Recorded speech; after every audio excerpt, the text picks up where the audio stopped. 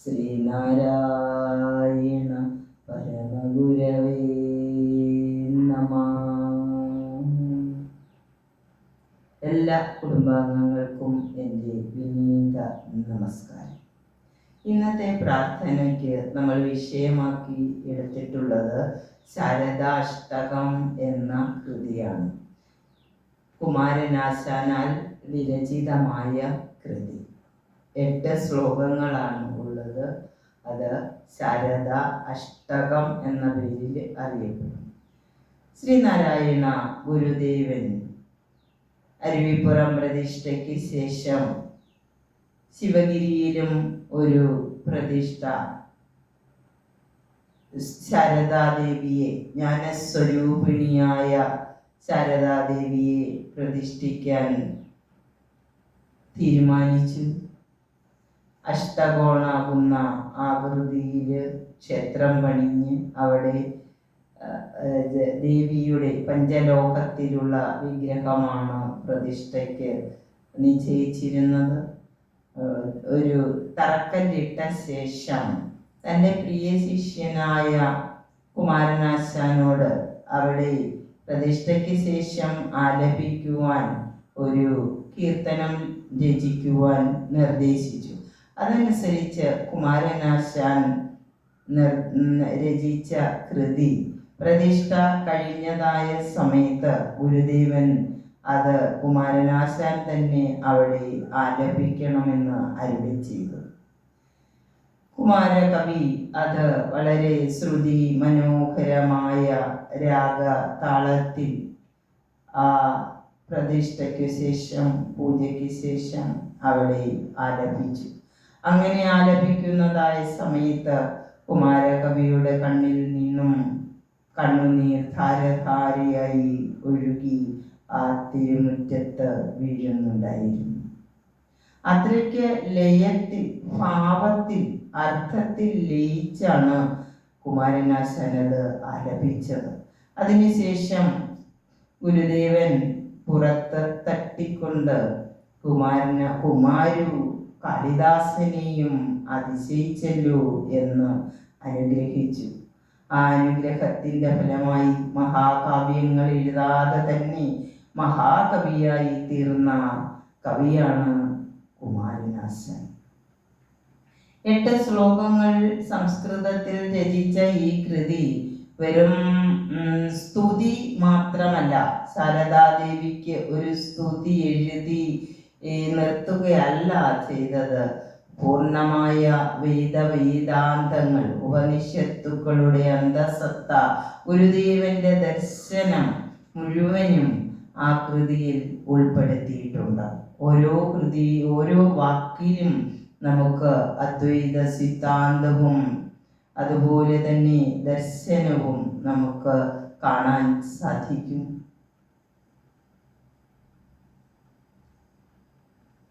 കൃതിയുടെ ആദ്യ ശ്ലോകം: വ്യാപ്യവാങ്മയമിദം ജഗത്സ്ഥിതാ വ്യാതനോതു മമ ദേവതാശ്രിയം. ഹസ്തപരിവാദിനി ഗളത്കാകളീലയ കലാകുതൂഹല. വ്യാപ്യവാങ്മയ ഇദം ജഗത് സ്ഥിത. ഈ ജഗത്തില് എങ്ങനെ സ്ഥിതി ചെയ്യുന്നു? വാങ്മയ രൂപത്തിൽ. വാങ്മയം എന്ന് പറഞ്ഞാൽ വാക്കിന്റെ രൂപത്തിൽ അല്ലെങ്കിൽ ശബ്ദത്തിന്റെ രൂപത്തിൽ എന്ത് ചെയ്യുന്നു? ദേവി സ്ഥിതി ചെയ്യുന്നു. നമ്മൾ ഈശ്വരനെ കുറിച്ച് കഴിഞ്ഞ പ്രഭാഷണത്തിൽ പറഞ്ഞപ്പോൾ നമ്മൾ പറഞ്ഞു, ഈശാവാസ്യ ഉപനിഷത്തിൽ ഈശ്വരൻ എവിടെയാ സ്ഥിതി ചെയ്യുന്നത്? ഈശ്വരനെ അന്വേഷിച്ച് പല കവികളും പല കൃതികളും എഴുതിയിട്ടുണ്ട്, അല്ലെ? തൃക്കഴലിന കൂപ്പുവാനെന്തല പുൽക്കൊടിയിലും കീഴിലായി താഴ്വീരും എത്തിടും നീല തൃപ്പാദവംസുവാൽ അർച്ചിതങ്ങളാം താണൂരിടങ്ങളിൽ. അപ്പോൾ ഈശ്വരനെ അന്വേഷിച്ച് ഈശ്വരന്റെ തൃപ്പാദങ്ങൾ കൂപ്പുവാനായി ശിരസ് ഭൂമിയോളം നമ്രശിരസ്കനായിട്ടും കവിക്ക് ഈശ്വരനെ കാണാൻ സാധിക്കുന്നില്ല. കാരണം ഈശ്വരൻ എവിടെയാണ് സ്ഥിതി ചെയ്യുന്നത്? തദേ ജതി തന്നേ ജതി തദ്ദൂരേ തദ്ദന്തികേ തദന്തരസ്യ സർവസ്യ തദു സർവസ്യാസ്യ ബാഹ്യതഃ. അപ്പോൾ എല്ലാറ്റിൻ്റെയും അകത്തും ചരമാണ്, അചരമാണ്, ചലിക്കുന്നതാണ്, സഞ്ചരിക്കുന്നതാണ്, സഞ്ചരിക്കാതെ നിലനിൽക്കുന്നതാണ്. അതുപോലെ അത് ദൂരെയാണ്, അത് അടുത്താണ്, അതെല്ലാറ്റിനും അകത്താണ്, എല്ലാറ്റിനും പുറത്തുമാണ്. അങ്ങനെയാണ് ഈശ്വര സാന്നിധ്യം. ഇവിടെ നമ്മൾ അതിനൊരു തെളിവ് കൂടി കൊടുക്കുകയാണ്, ഒരു പ്രൂഫ് കൂടി കൊടുക്കുകയാണ്. ഈശ്വരൻ ദേവി എങ്ങനെ സ്ഥിതി ചെയ്യുന്നു? ശബ്ദരൂപത്തിൽ, ശബ്ദത്തിന്റെ രൂപത്തിൽ. നമ്മൾക്ക് എല്ലാവർക്കും ശബ്ദമുണ്ട് അല്ലെ? അപ്പോൾ ആ ശബ്ദത്തിന്റെ രൂപത്തിൽ സർവഭൂതങ്ങളിലും സ്ഥിതി ചെയ്യുന്നു. അത് നമ്മുടെ ഈ കൃതിയിൽ മാത്രമല്ല, ദേവി മഹാത്മ്യത്തിലും പറഞ്ഞിട്ടുണ്ട്. യാ ദേവി സർവഭൂതേഷു ശബ്ദരൂപേണ സംസ്ഥിത നമസ്തസ്യൈ നമസ്തസ്യൈ നമസ്തസ്യൈ നമോ നമഃ. ഏതൊരു ദേവിയാണോ ശബ്ദരൂപത്തിൽ സർവഭൂതങ്ങളിലും കുടികൊള്ളുന്നത്, ആ ദേവിയെ നമിക്കുന്നു നമിക്കുന്നു നമിക്കുന്നു എന്നാണ് ദേവി മഹാത്മ്യത്തില് 11-ാം അധ്യായത്തിൽ പറയുന്നത്. അപ്പോൾ അതുപോലെ ദേവി എന്ന് പറയുന്നത് ശബ്ദരൂപത്തിൽ സ്ഥിതി ചെയ്യുന്നു എന്ന് നമുക്ക്. ഇനി ഈ ദേവിയുടെ ശബ്ദം കാപി ഹസ്തപരിവാദിനി, കയ്യിൽ എന്താണ്? വീണ ഏന്തിയിരിക്കുകയാണ്. ആ വീണയുടെ ശബ്ദം ഗളകാഹളീലയ. ഗളം എന്ന് പറഞ്ഞാൽ എന്താണ്? കഴുത്ത്. കഴുത്തിൽ നിന്ന് വരുന്നതായ, ഗളത്തിൽ നിന്ന് വരുന്നതായ കാഹളീലയം, അതായത് ധ്വനി എന്ന് നമുക്ക് പറയാം. ധ്വനി, ശബ്ദം അല്ലെ? നമ്മുടെ കഴുത്തിൽ നിന്നാണ് ആ ധ്വനി വരുന്നത്. ആ ശബ്ദം കൊണ്ട്, വീണയുടെ ശബ്ദം, ആ വീണയുടെ ശബ്ദം കൊണ്ട് ദേവി എന്താണ് ചെയ്യുന്നത്? സകല കലകളെയും അതിലേക്ക് ലയിപ്പിക്കുകയാണ് ചെയ്യുന്നത്. നമ്മളിപ്പം നൃത്തം, അതുപോലെ സംഗീതം, പല വിധത്തിലുള്ള കലകൾ നമ്മൾക്കുണ്ട്. ഈ കലകൾക്കെല്ലാം തന്നെ വീണാനാദം, നമ്മളുടെ വീണയുടെ ശബ്ദം വളരെ എന്താണ്? നമ്മൾക്ക് അശാന്തി നൽകുന്ന ഒരു സ്വരമാണ് എന്തിനുള്ളത്? വീണയ്ക്കുള്ളത്. അപ്പോൾ ആ വീണാധ്വനി കൊണ്ട്, കയ്യിൽ വീണ ഏന്തിക്കൊണ്ട് ആ ധ്വനി കൊണ്ട് സകല കലകളെയും ലയിപ്പിച്ചിട്ട് എന്ത് ചെയ്യുന്നു? കുതൂഹല, അതിലങ്ങനെ സന്തോഷം ആസ്വദിച്ചുകൊണ്ട്, ആ ചെയ്യുന്ന പ്രവൃത്തിയില് സന്തോഷം ആസ്വദിച്ചുകൊണ്ട് ഇരിക്കുന്നതായ ദേവി, അത് ആ ദേവിയെ യാതനൂതു മമ ദേവതാശ്രിയം. അപ്പോൾ അവിടെയാണ് വരി അവസാനിക്കുന്നത്. എനിക്ക് എന്തിനെ തന്നാലും ദേവതാശ്രിയം, ഐശ്വര്യ ദേവിയാണ് അല്ലെ? ഐശ്വര്യത്തെ എനിക്ക് തന്നാലും എന്ന പ്രാർത്ഥനയാണ് ആദ്യത്തെ ആ ഒരു ശ്ലോകം കൊണ്ട്. സാത്വികി ഗുണവിലാസ ചിത്രിത ആത്മന പരമ പാവനി കലാ സാ ശിവാനി വിദധാതു ശാരദ ശാരദേന്ദു കിരണോജ്വലാകൃതി. ശാരദ, ശരത്കാല ചന്ദ്രനെ, ഇന്ദു പറഞ്ഞാൽ ചന്ദ്രൻ, ശാരദേന്ദു കിരണം, ശാരദേന്ദു കിരണം നിലാവ് അല്ലെ? ശരത്കാല ചന്ദ്രന്റെ നിലാവ്, ആ പ്രകാശം കൊണ്ട് ശോഭിക്കുന്നവളായ ദേവി. അപ്പോൾ ദേവിയെ അത്ര കുളിർമ, നമ്മൾക്ക് ഈ ചന്ദ്രപ്രകാശം, ചന്ദ്രിക അല്ലെങ്കിൽ ആ നിലാവ് നമ്മളിങ്ങനെ കാണുന്നതായ സമയത്ത് എത്ര കുളിർമയാണ് അല്ലെ? നമ്മുടെ കണ്ണുകൾ നേരെ സൂര്യപ്രകാശത്തിലേക്ക് നോക്കാൻ നമ്മൾക്ക് സാധിക്കുകയില്ല, അത്ര തീവ്രമാണത്. എന്നാൽ ചന്ദ്രപ്രകാശം വളരെ മൃദുവായതാണ്, ശാന്തമായതാണ്. അതുപോലെ ശോഭിക്കുന്നതായ ആ ദേവി സാത്വികി ഗുണവിലാസ ചിത്രിത. സാത്വികി ഗുണം, സത്വഗുണം നിറഞ്ഞതാണ്. അപ്പോൾ നമ്മൾക്ക് 3 ഗുണങ്ങളുണ്ടെന്ന് നമ്മൾ കേട്ടിട്ടുണ്ട് അല്ലേ? കേട്ടിട്ടില്ലേ? മൂന്ന് ഗുണങ്ങൾ എല്ലാം ത്രിഗുണങ്ങളാണല്ലേ. രജസ്, തമസ്, സത്വം, മൂന്ന് ഗുണങ്ങളാണ്. അത് നമ്മൾ മാണ്ഡൂക്യ ഉപനിഷത്തിൽ പോയാൽ അത് ഓമിനെ അങ്ങനെ മൂന്നായിട്ട് തിരിച്ച് അല്ലെ, ഓമിനെ മൂന്നായിട്ട് തിരിക്കുമ്പോൾ ഒരു പിരിവില് നമ്മൾ മാത്രയായിട്ട് പിരിക്കുന്നുണ്ട്, അല്ലാതെ പിരിക്കുന്നുണ്ട്. പ്രണവ മന്ത്രമാണ്, ആ മന്ത്രത്തിന് മൂന്ന് ത്രിഗുണം, അവിടം തൊട്ടേ ത്രിഗുണങ്ങളാണ്, മൂന്നായിട്ട് ത്രിപുടി അല്ലെ. ഗുരുവെല്ലാം പറയുന്നത് ത്രിഗുണമയം തിരുനീറഞ്ഞ്, അങ്ങനെ ആയിട്ടാണ്, എല്ലാത്തിനും മൂന്നായിട്ടാണ് കാണുന്നത്. ഇവിടെയും സത്വഗുണം, രജോ ഗുണം, തമോ ഗുണം. അതിന് ബ്രഹ്മ, വിഷ്ണു, മഹേശ്വരൻ എന്നിങ്ങനെ തിരിക്കുമ്പോൾ ബ്രഹ്മാവിന് രജോ ഗുണം. രജോ ഗുണത്തിന്റെ പ്രത്യേകത എന്താണ്? രജസ്, അതിന്റെ പ്രത്യേകത എന്താണ്? അതെപ്പോഴും ആക്റ്റീവായിട്ടിരിക്കും. അങ്ങനെ മുഴുവൻ സമയവും സൃഷ്ടികർമ്മത്തിൽ ഏർപ്പെട്ടിരിക്കുന്ന ബ്രഹ്മാവ് രജോ ഗുണത്തിന്റെ പ്രതീകവും ശിവൻ തമോ ഗുണത്തിന്റെ പ്രതീകം, ജഡത്വത്തിന്റെ പ്രതീകവുമാകുമ്പോൾ മഹാവിഷ്ണുവിനെ നമ്മൾ സത്വഗുണത്തിന്റെ സകല നന്മകളുടെയും നല്ല ഗുണങ്ങളുടെയും വിളനിലമായിട്ടാണ് നമ്മൾ ആരെ കാണുന്നത്? മഹാവിഷ്ണുവിനെ കാണുന്നു അല്ലെ. അപ്പോൾ ഒരു വിളക്കിലെ തിരി എടുത്ത് മൂന്നാക്കി പറഞ്ഞാൽ എണ്ണ, തിരി, ജ്വാല അല്ലെ. എണ്ണ, തിരി, ജ്വാല ഇങ്ങനെ മൂന്നായിട്ട് എടുക്കുമ്പോൾ അതിൽ എണ്ണ ബ്രഹ്മാവും തിരി ശിവനും ജ്വാല ആരുമാകുന്നു? മഹാവിഷ്ണുവുമാകുന്നു.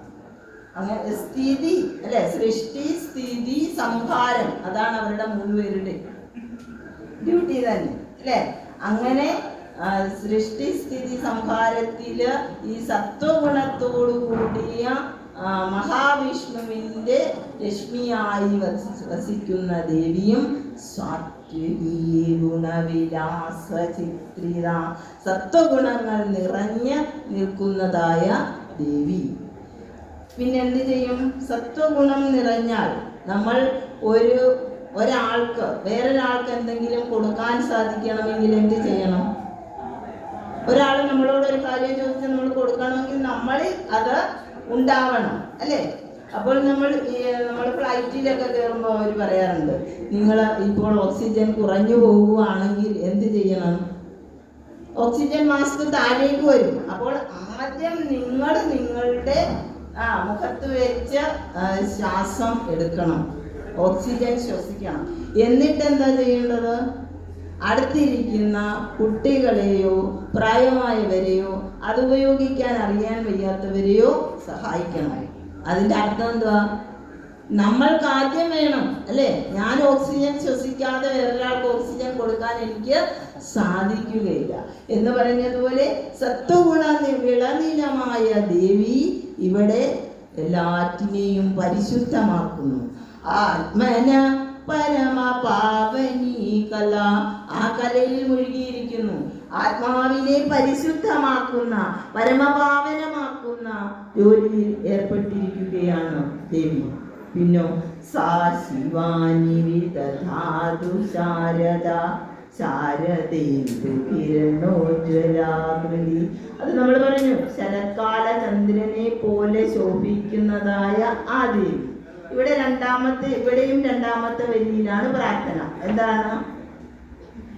സാ ശിവാനി വിദധാതു ശാരദ, അല്ലയോ ശാരദേ, എനിക്ക് എന്തിനെ തന്നാലും ശിവാനി, ശിവം, ശിവത്തെ, മംഗളത്തെ തന്നാലും. ഇപ്പൊ മംഗളത്തിന് വേണ്ടിയുള്ള പ്രാർത്ഥനയാണ് രണ്ടാമത്തെ ശ്ലോകം. ദേവി നൈവ മതഭേദ നിർഗമാൻ ദുർഗമാൻ ജിഗമിഷാമ്യഹം പഥാ താം പരാം ഗതിമുപൈമി കാതരാ ശാരദേ ശ്രുതി വിശാരദാർച്ചിതേ. അടുത്തതിൽ പറയുന്നത്, അന്ന് കുമാരനാശാന്റെ കാലത്ത് നടമാടിയിരുന്ന സമകാലിക പ്രശ്നമാണ്. എന്താണ് സമകാലിക പ്രശ്നം? ജാതി മതങ്ങളുടെ ഭേദചിന്ത കൊണ്ട് ജനങ്ങൾ അനുഭവിക്കുന്നതായ ദുരിതങ്ങൾ. ആ ദുരിതങ്ങൾ അനുഭവിച്ചിട്ട് കവിയായ കുമാരനാശാന് ദുർഗമാൻ, ദുർഗമങ്ങളായ വഴിയിലൂടെ പോകാൻ. അപ്പോൾ ദേവി എങ്ങനെയുള്ളതാണ്? മതഭേദ നിർഗമാൻ. ദേവിക്ക് മതഭേദങ്ങളില്ല അല്ലെ. അങ്ങനെ ഇവിടെ ഈ മതഭേദങ്ങൾ കൊണ്ട് ഞാൻ ദുരിതം അനുഭവിക്കുന്ന എനിക്ക് കാതര താം പരാം ഗതിമുപൈമി കാതര, എനിക്ക് ആ പരഗതി കിട്ടാനായിട്ട് സാധിക്കാതെ ഞാൻ കിടന്ന് കാതര എന്ന് പറഞ്ഞാൽ ദുഃഖിതനായിരിക്കും. ആ ദുഃഖിതനായ എനിക്ക് എന്ത് ചെയ്യണം? ശ്രുതി വിശാരദാർച്ചിതേ. ദേവി ശ്രുതി എന്ന് പറയുന്നത് എന്താണ്? വേദം. വേദങ്ങൾ പഠിച്ച പണ്ഡിതന്മാരെയാണ് ശ്രുതി വിശാരദന്മാർ എന്ന് പറയുന്നത്. ആ ശ്രുതി വിശാരദന്മാരാൽ അർച്ചിക്കപ്പെടുന്നവർ. അപ്പോൾ വേദം പഠിച്ചു കഴിഞ്ഞാൽ അവർക്ക് മതഭേദങ്ങളില്ല. വേദം അറിയാത്തത് കൊണ്ടാണ്, അറിയാത്തവരെയാണ് എന്തടിച്ചേൽപ്പിച്ചിരിക്കുന്നത്? ഈ മതഭേദങ്ങളൊക്കെ അടിച്ചേൽപ്പിച്ച് മർദ്ദിക്കുകയും ഒക്കെ ചെയ്തുകൊണ്ടിരിക്കുന്നു. അപ്പോൾ ആ മതഭേദങ്ങളില്ലാത്ത ദേവി ശ്രുതി വേദ പണ്ഡിതന്മാരാൽ അർച്ചിക്കപ്പെടുന്നവളായ ദേവി എനിക്ക് കാരുണ്യത്തെ തരണം എന്നാണ് ആ ശ്ലോകം കൊണ്ട് വ്യക്തമാക്കുന്നത്. അംബയോഗി മൃഗീതാംബരാപിതാം ത്വാം വിഭിന്ന പരിണാമ സുന്ദരീം പുഷ്കലാർത്ഥ വിഭവാമുപാസ്മഹേ സ്ഫോടദർശിത വിചിത്ര വിഭ്രമ. ഈ ശാസ്ത്ര എല്ലാവരും കുറച്ചുകൂടി ഒന്ന് ശ്രദ്ധിച്ച് മനസ്സിരുത്തി കേൾക്കണം. കാരണം അത്രയ്ക്ക് സിദ്ധാന്തമാണ് ഈ ഈ ശ്ലോകത്തിൽ ഉൾപ്പെടുത്തിയിരിക്കുന്നത്. അംബ യോഗി മൃഗീതാം പര അഭിതാം. പര എന്ന പേരോട് കൂടിയവൾ. നമ്മൾ ദേവിയെ പറയുന്ന പേരെന്താണ്? പരാശക്തി അല്ലെ. പര എന്ന പേരോട് കൂടിയവളും പിന്നെ എങ്ങനെയുള്ളതാണ്? യോഗികൾ അന്വേഷിക്കുന്നവർ. സാധാരണ ഈ ദൈവം അല്ലെങ്കിൽ ഈശ്വരൻ എന്നൊക്കെ പറയുന്നത് ആരിലാണുള്ളത്? യോഗികളിൽ. അല്ലെങ്കിൽ നമ്മൾ പറയുന്നത് മാമുനി മാനസ പൊയ്കയിൽ വാഴുന്ന ജീവനാം ഹംസത്തെ വേട്ടയാടാൻ ൂക്കോടെ ചാടി വരുന്നൊരു മൂർഖരാം കൂട്ടരെ ആട്ടിയോടിപ്പതിനായി അല്ലെ. നമ്മളുടെ മൂർഖരായിട്ടുള്ള ആൾക്കാർ, മൂർഖരായിട്ടുള്ള എന്ന് പറയുമ്പോൾ എന്താണ്? അത്ര കഠിനമായ തീവ്രമായ അല്ലെങ്കിൽ ദോഷകരമായ ചിന്തകൾ, ഇവയാണ് നമ്മളുടെ ശത്രുക്കൾ. അവരെ മാറ്റണമെങ്കിൽ എവിടെ പോകണം? മാമുനി മാനസ പൊയ്കയിൽ വാഴുന്ന ഭഗവാന്റെ അടുത്തേക്ക് നമ്മൾ പോകേണ്ടതായിട്ട് ഉണ്ട്. അപ്പോൾ ഇവിടെ ഈശ്വര സാന്നിധ്യം അംബയോഗി മൃഗീതാം പരാഭിതാം താം വിഭിന്ന പരിണാമ സുന്ദരി. പല ഭിന്ന രൂപങ്ങൾ എടുത്ത ദേവി. നമ്മൾക്കറിയാം ദേവിക്ക് പല രൂപങ്ങളുണ്ട്. ഇവിടെ ദേവിയുടെ രൂപം നമ്മളിപ്പോൾ ആദ്യം പഠിച്ചത് ശബ്ദം അല്ലെ. ശബ്ദമായിട്ട് നമ്മുടെ ഉള്ളിലെല്ലാം ദേവി ഇരിക്കുന്നു എന്ന്. ആ ശബ്ദമായിട്ടിരിക്കുമ്പോൾ ആത്മീയ തലത്തിൽ ആ ശബ്ദത്തിന് 4 മേഖലകളുണ്ട്. പര, പശ്യന്തി, മധ്യമ, വൈഖരി. നമ്മൾ കേട്ടിട്ടുണ്ട് ഗുരു വൈഖരി അല്ലെ. ആ ഒരു ശബ്ദം നമ്മൾ കേട്ടിട്ടുണ്ട്. എന്താണ് ഈ വൈഖരി? അതായത് ഒരു ശബ്ദം നമ്മളുടെ ഉള്ളിൽ നിന്ന് ഉത്ഭവിച്ച് അത് നമ്മളുടെ എവിടെ എത്തണം? നാവിലെത്തണം അല്ലെ. അപ്പോഴല്ലേ നമ്മൾക്ക് എന്താവത്തുള്ളൂ? അത് ശബ്ദമായി മാറുന്നുള്ളൂ. അപ്പോൾ പര എന്ന് പറയുന്നത് നമ്മളുടെ മൂലാധാരത്തിൽ നിന്നാണ് ശബ്ദം ഉത്ഭവിക്കുന്നത്. ആ ശബ്ദം ഉത്ഭവിച്ചതിന് ശേഷം അത് നമ്മുടെ നാഭീതലത്തിൽ എത്തുകയും അവിടെ എത്തുമ്പോൾ അതിൻ്റെ പേര് പശ്യന്തി എന്നാണ്. അവിടെ നിന്നത് നമ്മളുടെ ഹൃദയഭാഗത്തേക്ക് എത്തുന്നു, വിശുദ്ധി ചക്രത്തിലേക്ക് എത്തും. അവിടെ എത്തുമ്പോൾ അതിൻ്റെ പേര് മധ്യമാണ്. ഈ മധ്യമ കഴിഞ്ഞതിന് ശേഷം നമ്മുടെ ഗളത്തിലെത്തും. ഗളം എന്ന് പറയുന്നത് നമ്മളുടെ കഴുത്ത് അല്ലെ. അവിടെ എത്തിക്കഴിഞ്ഞ് നമ്മളുടെ നാവിലൂടെ അത് പുറത്തേക്ക് വരും. അത് പുറത്തേക്ക് വരുമ്പോൾ അതിനെ നമ്മൾ പറയുന്ന പേരെന്താണ്? വൈഖരി. ഇങ്ങനെ 4 ആത്മീയ തലത്തിൽ ശബ്ദമുണ്ട്. അതുപോലെ ദേവിയുടെ രൂപം ഇനി രൂപത്തിലുമുണ്ട്. നമ്മൾ എല്ലാവരും നവരാത്രി ആഘോഷിക്കുന്നവരാണ് അല്ലേ? നവരാത്രിക്ക് ദേവിയുടെ എന്താണ് നമ്മൾ പൂജിക്കുന്നത്? 9 രൂപങ്ങൾ അല്ലേ? 9 രൂപങ്ങൾ, ഓരോ ദിവസവും ഓരോ രൂപങ്ങൾ നമ്മൾ ആരാധിക്കുന്നു. അതുകൂടാതെ നമ്മൾ ആ രൂപങ്ങളുടെ പ്രത്യേകത എന്താണ്? ഒരു പെൺകുഞ്ഞ് ജനിച്ച് അതിൻ്റെ അവസാനം വരെയുള്ള ഓരോ ഘട്ടങ്ങളാണ് ഈ ദേവീ രൂപമായിട്ട് നമ്മൾ കാണുന്നത്. ആദ്യം ശൈലപുത്രി, ആദ്യത്തെ ദിവസം നമ്മൾ ശൈലപുത്രിയാണ് നവമിക്ക് അല്ലെങ്കിൽ നവരാത്രിക്ക് നമ്മൾ പൂജിക്കുന്നത്.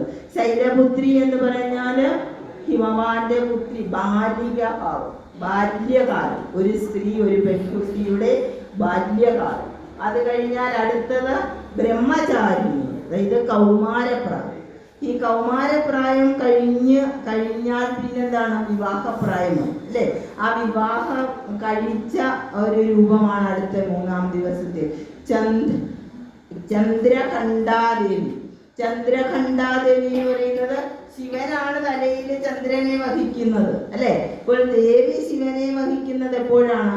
ശിവനോട് ദേവി ചേർന്ന് കഴിയുന്നു. അപ്പോൾ വിവാഹം കഴിഞ്ഞുള്ള മൂന്നാമത്തെ അവതാരം ഏതാണ്? ചന്ദ്രഖണ്ഡാദേവി. ഇനി വിവാഹം കഴിഞ്ഞാലോ പിന്നെ അടുത്ത ഓരോ കാര്യങ്ങൾ ഇങ്ങനെ നടക്കും. അപ്പോൾ ഗർഭാവസ്ഥയിലുള്ള ദേവിയാണ് 4-ാം ദിവസത്തെ ദേവി. അത് കൂശ്മാണ്ഡ ദേവി എന്ന് പറയും. അപ്പോൾ കൂശ്മാണ്ഡ ദേവി രൂപത്തിലാണ് നമ്മൾ 4-ാം ദിവസത്തിൽ ദേവിയെ ആരാധിക്കുന്നത്. ഇനി 5-ാം ദിവസത്തിലോ സ്കന്ദമാത. അപ്പോഴത്തേക്ക് മാതാവായി സ്കന്ദനെ മടിയിൽ വെച്ചുകൊണ്ടിരിക്കുന്ന ദേവി 5-ാം ദിവസം നമ്മൾ ആരാധിക്കും. അതിനുശേഷമോ സ്കന്ദമാത കഴിഞ്ഞിട്ട് കാത്യായനി. ആ കാത്യായനി ദേവിയില് നമ്മൾ ഗൃഹസ്ഥാശ്രമത്തില് സുഖമായി ഭാര്യ മക്കളൊക്കെ ആയിട്ട് ജീവിക്കുന്ന ആ കാലഘട്ടമാണ് കാത്യായനി ദേവിയുടെ കാലഘട്ടം.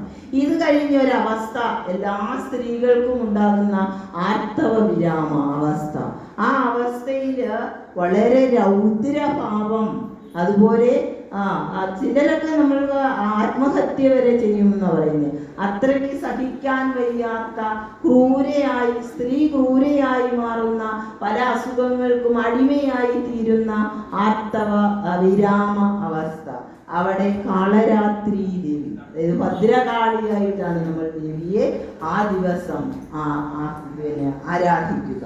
അതിനുശേഷം മുത്തശ്ശി. ആ അവസ്ഥ മാറിക്കഴിഞ്ഞാലോ നമ്മൾ ശാന്തമായ സ്നേഹമയിയായ മുത്തശ്ശിയായി മാറുന്നു. അപ്പോൾ മുത്തശ്ശിക്ക് എന്താണ് പ്രത്യേകത? മുത്തശ്ശിക്ക്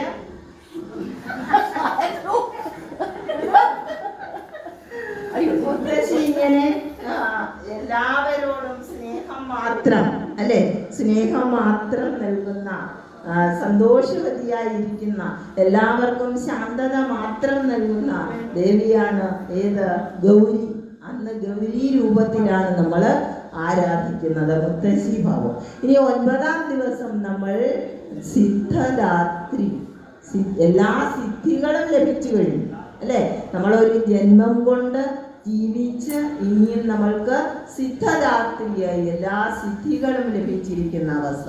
അങ്ങനെ ഇങ്ങനെ താം വിഭിന്ന പരിണാമ സുന്ദരി. ഇങ്ങനെ പല രീതിയിൽ പരിണാമങ്ങളുണ്ടായി, മാറ്റങ്ങളുണ്ടായി നമ്മൾ ആ സുന്ദരിയായിരിക്കുന്ന ദേവി പുഷ്കലാർത്ഥ വിഭവാം ഉപാസ്മഹേ. ഇവിടെ നമ്മൾ ഉപാസിക്കുന്നു ദേവിയെ. എങ്ങനെയുള്ള ദേവിയാണ്? പുഷ്കലാർത്ഥ വിഭവ, സമ്പന്നയായ അല്ലേ? നമ്മൾ ലക്ഷ്മി ദേവിയുടെ പടം കാണുമ്പോൾ എങ്ങനെയാ കാണുന്നത്? കയ്യിൽ ഇങ്ങനെ സമ്പത്ത് അല്ലേ, സ്വർണ്ണ നാണയങ്ങൾ ഇങ്ങനെ ഒഴുകിക്കൊണ്ടേ നമ്മൾക്ക് തന്നുകൊണ്ടേ ഇരിക്കുന്ന ഒരു ദേവിയായിട്ട് അല്ലേ?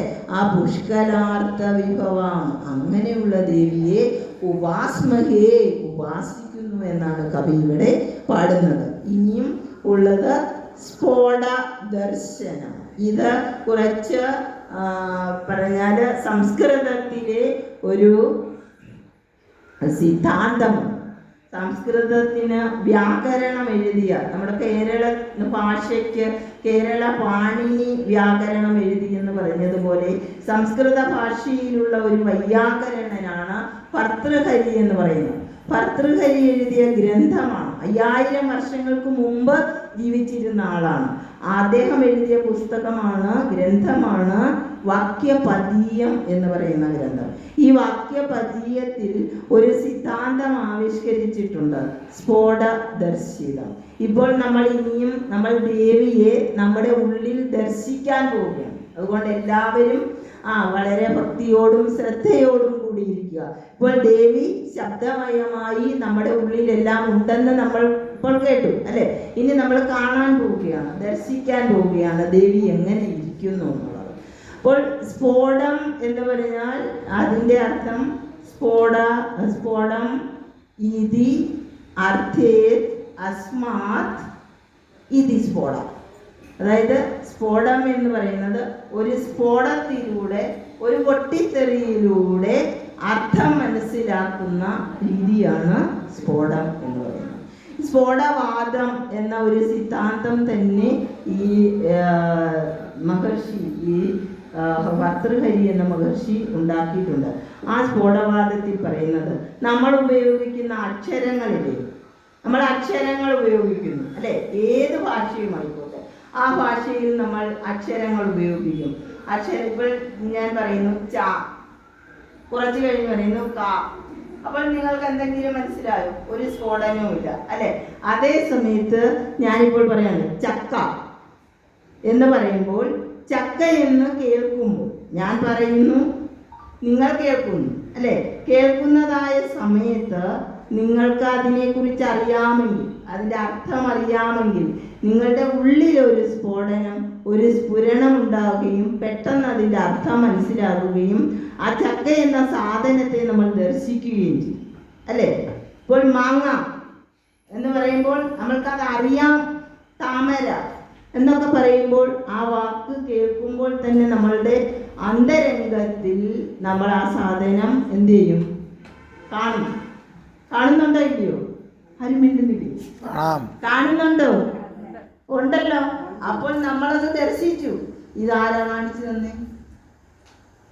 അതേ സമയത്ത് നമുക്ക് അർത്ഥം അറിയാത്ത ഒരു വാക്ക് അല്ലേ, പ്രോക്രാസ്റ്റിനേഷൻ എന്ന് പറയുമ്പോൾ നമ്മൾക്ക് അർത്ഥം അറിയാവോ?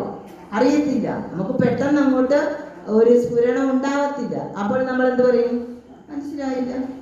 മനസ്സിലായില്ലെന്ന് പറയും അല്ലേ. അപ്പോൾ അതാണ് സ്ഫോടത്തിലൂടെ നമ്മൾ ദർശിക്കുകയാണ്, നമ്മൾ അങ്ങനെ കാണുകയാണ് അല്ലേ. ഓരോ വാക്കിനെയും നമ്മൾ അങ്ങനെ കാണുകയാണ്. കാണുന്നുണ്ടോ ഇല്ലയോ? കാണുന്നുണ്ടോ?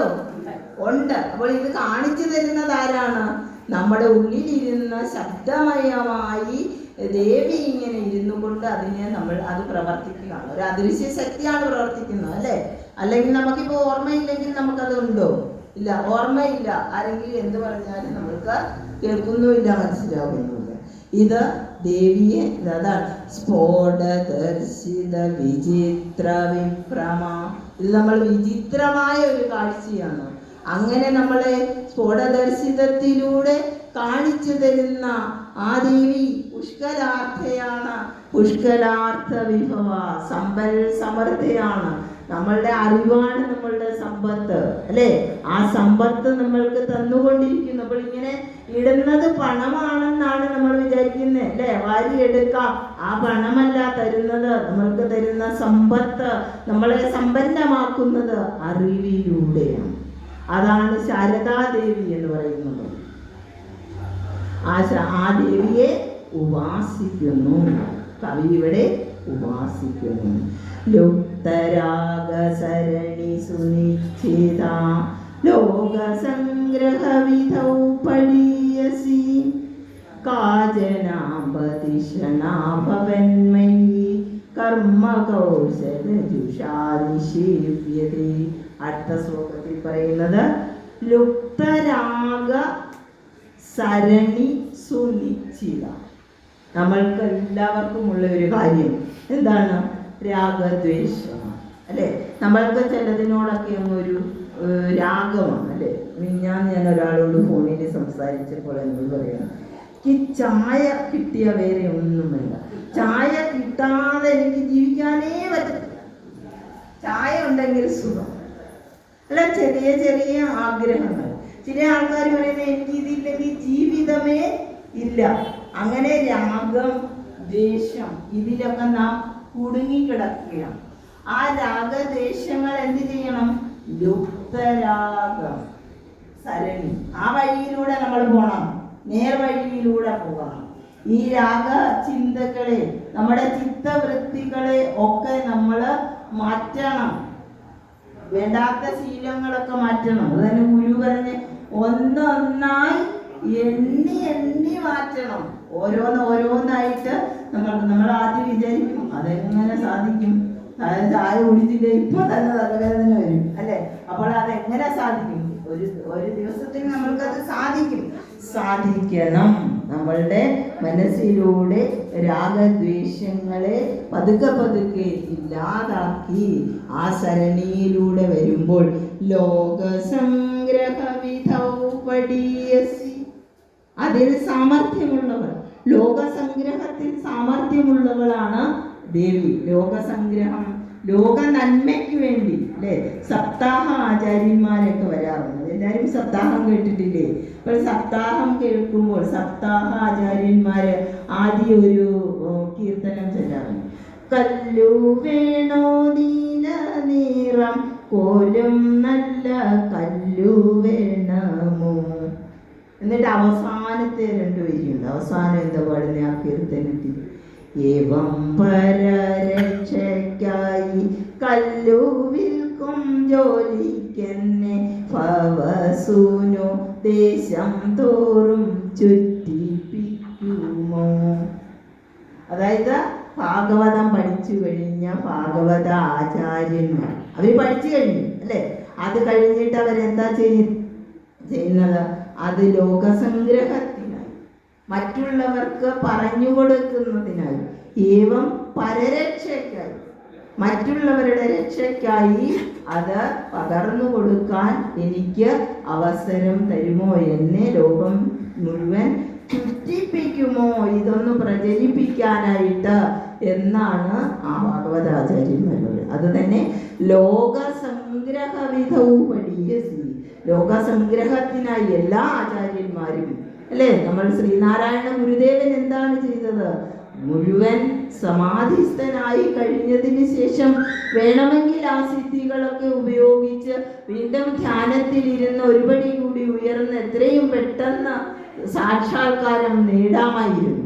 പക്ഷെ അത് ചെയ്യാതെ ലോകസംഗ്രഹത്തിനായി പുറത്തേക്ക് ഇറങ്ങി വന്നു. രുദ്വാമലയിൽ നിന്ന്, അരുവിപ്പുറത്തു നിന്നും ഒക്കെ പുറത്തേക്ക് ഇറങ്ങി വന്ന ലോകരക്ഷാർത്ഥം. നമ്മൾക്കല്ലെങ്കിൽ ഇന്ന് നാം അനുഭവിക്കുന്ന എല്ലാ സുഖങ്ങളും, ഇന്ന് നമ്മൾ വന്നിരുന്നു, വിളക്ക് കത്തിക്കുന്നു, പ്രാർത്ഥിക്കുന്നു, പുസ്തകം വായിക്കുന്നു, പ്രഭാഷണം കേൾക്കുന്നു, ഇതിനെല്ലാം അവസരം ഉണ്ടാക്കി തന്നത് ഗുരുവാണ് അല്ലേ. അപ്പോൾ തനിക്ക് ലഭിച്ച ആ അറിവ് നമ്മൾക്ക് ലോകസംഗ്രഹത്തിനായി ഉപയോഗിക്കണം. അങ്ങനെ ഉപയോഗിക്കുന്നവർ ആരാണ്? കാചനാംബ ദിശനാഭവന്മയി കർമ്മ കൗശലജുഷാനിഷേവ്യതേ. കർമ്മ കൗശലനായ ബുദ്ധി ഉപയോഗിക്കുന്നവർ. ഇവിടെ നമ്മളിൽ ബുദ്ധിയായി ദേവി ഇരിക്കുന്നു. നമ്മുടെ ബുദ്ധി വേണ്ടാത്ത എന്ത് കാര്യത്തിന് വേണമെങ്കിലും നമ്മൾക്ക് ഉപയോഗിക്കാം, വേണ്ട കാര്യങ്ങൾക്ക് ഉപയോഗിക്കാം, നമ്മളുടെ രാഗദ്വേഷങ്ങൾക്ക് വേണ്ടി ഉപയോഗിക്കാം അല്ലേ. എനിക്ക് ബുദ്ധിയുണ്ടെന്നും പറഞ്ഞ് മറ്റുള്ളവർ ചെയ്യുന്ന കാര്യത്തെ നമ്മൾക്ക് എന്ത് ചെയ്യാം? എതിർക്കാം, അവരോട് അടികൂടാം, എന്ത് വേണമെങ്കിലും ചെയ്യാം. മോഷണം നടത്താം അല്ലേ. മോഷണം നടത്തണമെങ്കിൽ നല്ല കൂർമ്മ ബുദ്ധി വേണമെന്ന് പറയുന്നത് അല്ലേ. അങ്ങനെ ബുദ്ധി നമ്മൾക്ക് എങ്ങനെ വേണമെങ്കിലും ഉപയോഗിക്കാം. എന്നാൽ കർമ്മ കൗശലരായ നേർവഴിക്ക് ബുദ്ധിയെ നയിക്കുന്ന ആൾക്കാരുണ്ട്. അവര് ലുപ്തരാഗസരണിയിലൂടെ നമ്മുടെ ഈ രാഗങ്ങളൊക്കെ ഉപേക്ഷിച്ചിട്ട് നേർവഴിക്ക് അവര് സഞ്ചരിക്കും. അല്ലാത്തവരൊക്കെ മൂഢരാണ്. അവരുടെ ജന്മം തന്നെ മൂഢത്വത്തിലേക്ക് പോകുകയാണ്. ആ ജന്മം പാഴായി പോവുകയാണ്.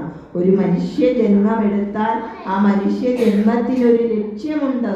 ഈശ്വര സാക്ഷാത്കാരം നേടുക, അല്ലെങ്കിൽ തന്നെ അറിയുക, ഞാൻ മനുഷ്യനാണ്, ഞാൻ ആരാണ് എന്ന് അറിയുക. ആ അന്വേഷണത്തിലൂടെ എത്തിച്ചേരുമ്പോഴാണ് നമ്മൾക്ക് ഈശ്വര സാക്ഷാത്. അവർ മാത്രമാണ് യഥാർത്ഥത്തിൽ ബുദ്ധിയുള്ളവർ. കർമ്മ കൗശലരായി അവര് ഉപയോഗിക്കുന്നു അവരുടെ ബുദ്ധിയെ. അവ്യപേക്ഷ സുഭഗാ പ്രഗീയസേ ത്വമയാംബധുതഭേദവേദനാം സാ സ്വയം രസമയീ രതിപരാ പ്രത്യഗാത്മ പരമാത്മഗോചര. അപ്പോൾ ഇവിടെ ഈ ഒരു ശ്ലോകത്തിൽ അദ്വൈത സിദ്ധാന്തം, രണ്ടെന്നൊരു തത്വം ഇല്ല, ഒന്ന് മാത്രമേ ഉള്ളൂ. പ്രത്യേകാത്മ പരമാത്മഗോചര, ജീവാത്മാവും പരമാത്മാവും ഒന്നാണെന്ന് ഒരു ദൃഷ്ടിയിലൂടെ കാണാൻ ദേവിക്ക് കഴിയുന്നു. അത് നമ്മൾക്കും കഴിയണം. അവ്യപേക്ഷ സുഭഗ, മറ്റുള്ളവരെല്ലാം മറ്റെല്ലാറ്റിനെയും അപേക്ഷിച്ച് സുഭഗ, സുന്ദരിയാണ്. അങ്ങനെ സുന്ദരിയായ ദേവിയെ പ്രഗീയസേ, പ്രകീർത്തിക്കുന്നു, പ്രശംസിക്കുന്നു, സ്തുതിക്കുന്നു. അപ്പോൾ സാ സ്വയം രസമയീ രതിപരാ, സാ സ്വയം രസമയ്യാണ്, അല്ലേ? നമ്മൾ ആനന്ദരൂപിണിയാണ്. ദേവി പരമാനന്ദ രൂപിണിയാണ്. ആനന്ദം എന്ന് പറയുമ്പോൾ നമ്മൾക്ക് എന്തെങ്കിലും കിട്ടിയ സന്തോഷമുണ്ട്, അല്ലേ? പക്ഷെ അത് ആനന്ദമല്ല, അത് ഭൗതിക തലത്തിലുള്ള സന്തോഷമാണ്. എന്തിലുള്ള സന്തോഷമാണെങ്കിലും, എന്ത് വികാരത്തിലുള്ള സന്തോഷമാണെങ്കിലും എനിക്കത് കിട്ടണം എന്ന് വിചാരിക്കുമ്പോൾ, അത് കിട്ടിക്കഴിയുമ്പോൾ ഒരു നിമിഷ നേരത്തേക്ക് നമ്മൾക്ക് സന്തോഷമുണ്ടാകും. പക്ഷെ അത് നിലനിൽക്കുന്നില്ല, അത് ആനന്ദമല്ല. അതേസമയത്ത് നമ്മൾ ഈശ്വരോന്മുഖമായി ചിന്തിച്ച് അതിൽ നിന്ന് ലഭിക്കുന്നതായ ഒരു ആനന്ദം, ആ ആനന്ദത്തിനൊരു പ്രത്യേകതയുണ്ട്. അത് അനുഭവിക്കുന്നവർക്കേ അറിയാൻ പറ്റും. ഇതാണ് നമ്മളുടെ സംസ്കാരത്തിന്, നമ്മളുടെ ആത്മീയതയ്ക്കുള്ള പ്രത്യേകത. ഇത് മറ്റുള്ളവരോട് പറഞ്ഞാൽ അവർക്ക് മനസ്സിലാവുകയില്ല. ആർക്കാണോ ഇത് അനുഭവം ഉണ്ടാകുന്നത് അവർക്ക് മാത്രമേ ഇത് അറിയാൻ സാധിക്കുകയുള്ളൂ, പഠിക്കാൻ സാധിക്കുകയുള്ളൂ. അതിൻ്റെ അറിവ് അവർക്ക് മാത്രമേ ലഭിക്കുകയുള്ളൂ.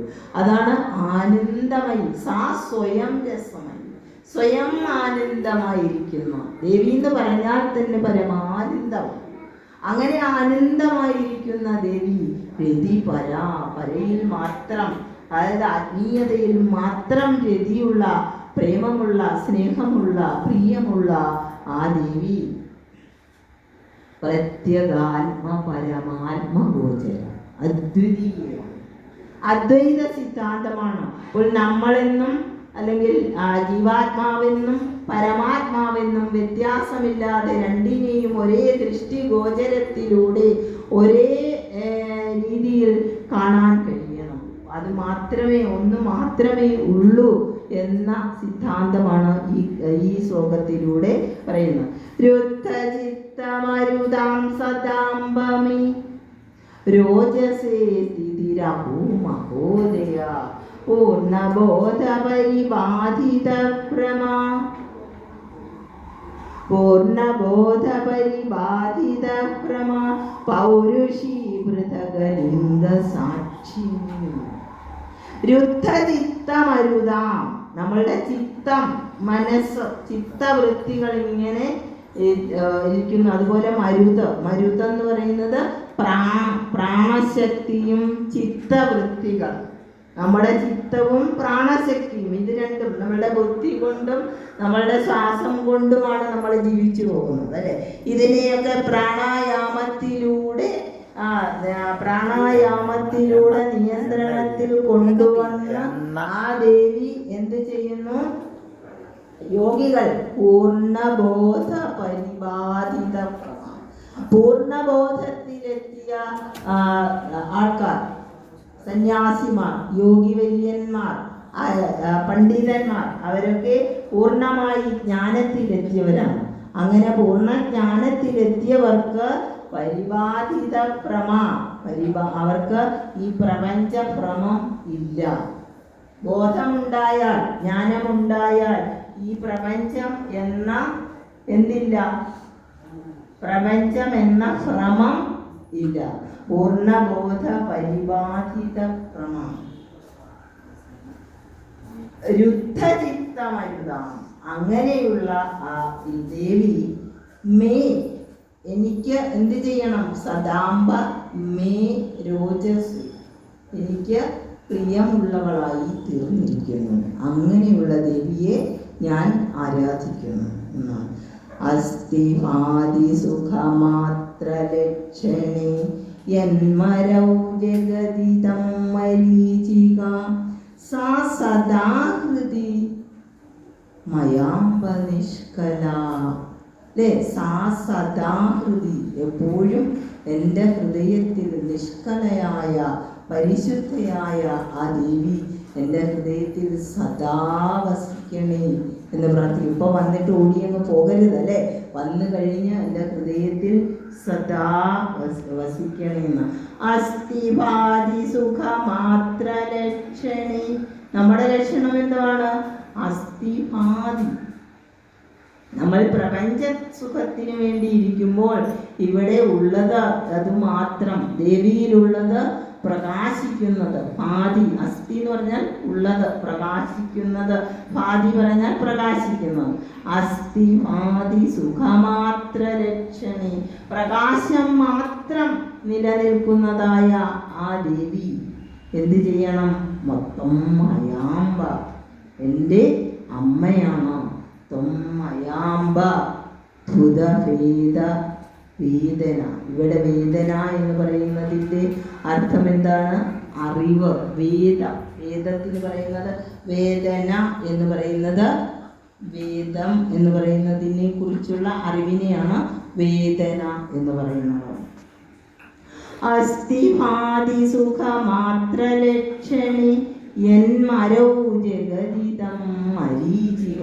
നമ്മൾക്കറിയാം, മരുഭൂമിയിൽ അല്പ വെള്ളം കണ്ടിട്ട്, അല്ലെ, ദൂരെ വെള്ളം ഉണ്ടെന്ന് തോന്നും. അത് നമ്മൾ പറയുന്നത് എന്താണ്? അതിന് മൃഗതൃഷ്ണാപം എന്ന് പറയും.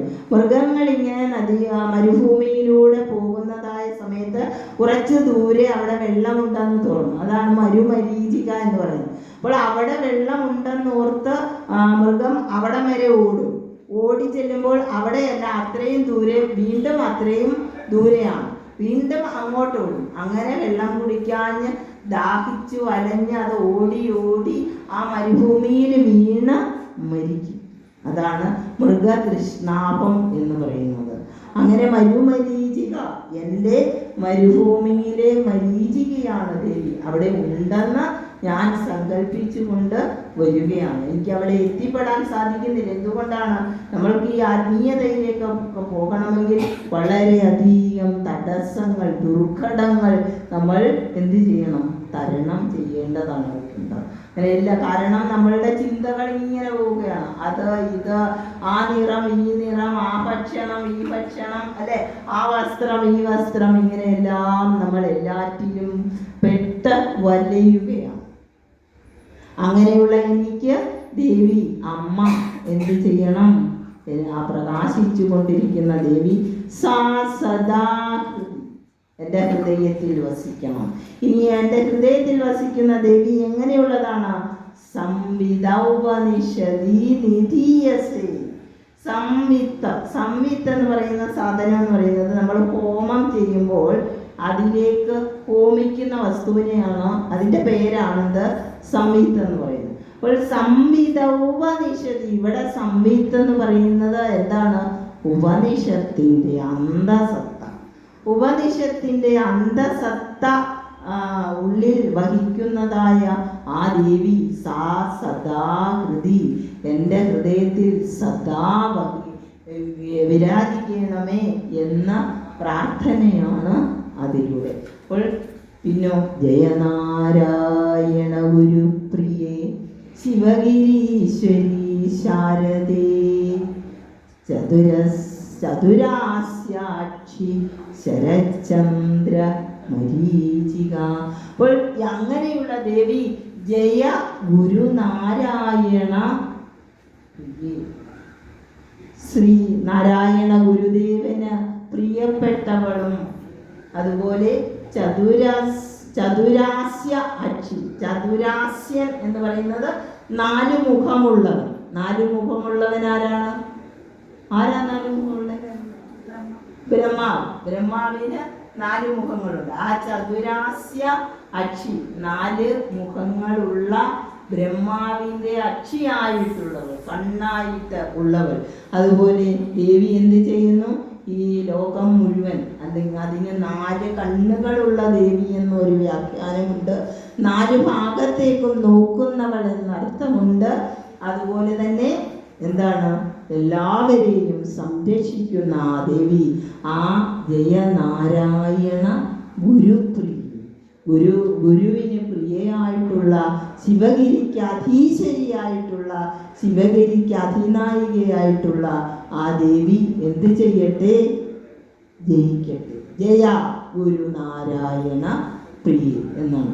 അപ്പോൾ ഇതാണ് ശാരദ അഷ്ടക എന്ന കൃതി. നമ്മൾ ഒരു പ്രാവശ്യം അതിലൂടെ പോകാനും അത് കേൾക്കാനും അത് നമ്മൾക്ക് മനസ്സിലാക്കാനും സാധിച്ചു എന്ന് ഞാൻ വിചാരിക്കുന്നു. എന്തെങ്കിലും ഒന്ന് മനസ്സിലാക്കിയിട്ടുണ്ടെങ്കിൽ ഞാൻ കൃതാർത്ഥയാണ്.